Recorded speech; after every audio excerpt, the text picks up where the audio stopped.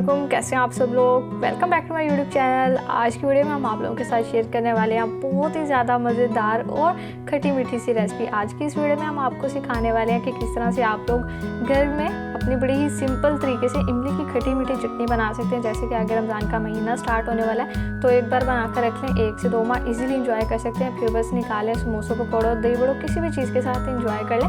मज़े की बात यह है कि चटनी बनाने के लिए आप लोगों को इसमें बाजार का कोई भी केमिकल या इसको थिक करने के लिए, कलर के लिए कोई चीज़ डालने की जरूरत नहीं है। तो रेसिपी अगर अच्छी लगे, वीडियो को लाइक, शेयर और चैनल को सब्सक्राइब लास्ट में से कर दीजिएगा। तो चलिए अपनी रेसिपी को स्टार्ट कर लेते हैं। अस्सलाम वालेकुम व्यूअर्स।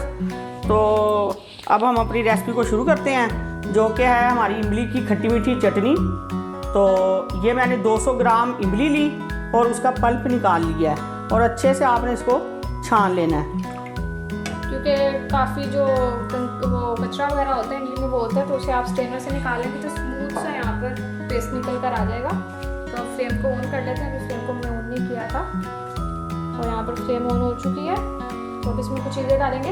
और वैसे भी ये चटनी रमज़ान के महीने में तो बहुत काम आती है, दही भल्लों में और चाट वगैरह में। चाट, दही भल्ले, पकौड़ों के साथ, समोसों के साथ, हर चीज़ आप जैसे कि रेसिपियाँ बहुत बनती हैं रमज़ान में, तो उसके साथ आप इसे एक दफ़ा बनाएं और 1 से 2 महीने आराम से इस्तेमाल कर सकते हैं इसको। और ये हमने 200 ग्राम लिया इमली, इसको हमने पानी में भिगोया था। तो ये 200 ग्राम इमली से हमारी अच्छी खासी यहाँ पर चटनी बन जाएगी। तो अब यहाँ पर क्या करना मामा जी? अब हम इसमें अपने कुछ चीज़ें डालते हैं। अभी साथ ही डाल देंगे। 1 कप मैंने चीनी का लिया है, ये इसमें डालते हैं। वैसे तो आप अपने टेस्ट के हिसाब से ऐड कर लें, लेकिन ये परफेक्ट होगा। खट्टी मीठी सी हमारी चटनी यहाँ पे हमने तैयार कर ली है। इमली जो है वो खट्टी है और उसके अलावा चीनी भी हमने डाल दी है। तो अब इसमें मैंने चीनी डाल दी है, तो आप चीनी की जगह गुड़ डाल लें तो गुड़ डाल लें। वैसे तो इसका जो इमली का कलर है ना, वो चीनी के साथ ही अच्छा रहेगा। गुड़ के साथ कलर इतना अच्छा नहीं होता जो कि हम चाट में डालते हैं।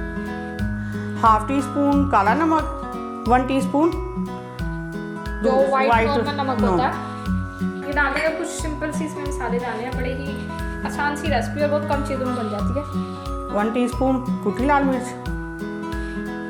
1 टीस्पून अदरक पाउडर,